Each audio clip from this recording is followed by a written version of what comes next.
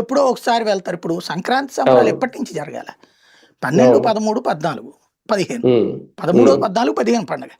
సరే ముందు నుంచినే జరుపుకోవడం అంటే వీళ్ళు ఇప్పుడు జరిపేసేసుకుని వీళ్ళ ద్వారా వీళ్ళు వెళ్ళిపోతారు. తర్వాత ఇళ్లలో జరుపుకోమనేది ఒక కాన్సెప్ట్. ఇది గుడ్, బానే ఉంది. రాష్ట్ర వ్యాప్తంగా నడుపుతున్నారు, అన్నీ నడుస్తున్నాయి. నువ్వు నీ నియోజకవర్గానికి సంబంధించినంత వరకు 2 సంవత్సరాలు ఇప్పుడు అయిపోయినట్టు దగ్గరగా. ఇంకొక 2-3 నెలలు అంతే కదా. ఇంకా ఇంత దీంట్లో ఇంత గ్యాప్లో ఎందుకని మనం మిస్ అయ్యాం?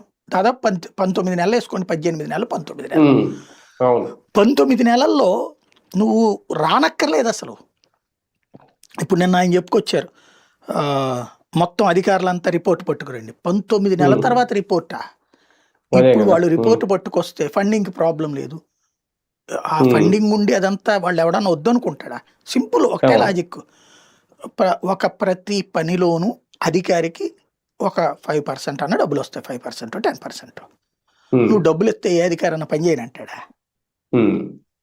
ప్రపోజల్ ఎవడన్నా ఇవ్వాలి కదా. అక్కడ జనసేన వాళ్ళే ప్రపోజల్ ఇచ్చి అది పవన్ కళ్యాణ్ గారి నోటీసులో పెట్టించడమా? అధికారులు డైరెక్ట్గా తీసుకురావడం. నువ్వు నెలకు ఒకసారి అక్కడ మీటింగ్ అవ్వాలా, 2 రోజుల పాటు 3 రోజుల పాటు కూర్చోవాలా, లేదా నువ్వు ఆన్లైన్ అయినా పెట్టుకోవాలా. ఈ సిస్టమ్స్ ఉన్నాయి కదా, ఏది జూమ్లు, యాప్లు, ఇట్లాంటివన్నీ కూడా ఒక ఆన్లైన్లో అధికారుల్ని ఎవడన్నా ఇవ్వదలుచుకుంటే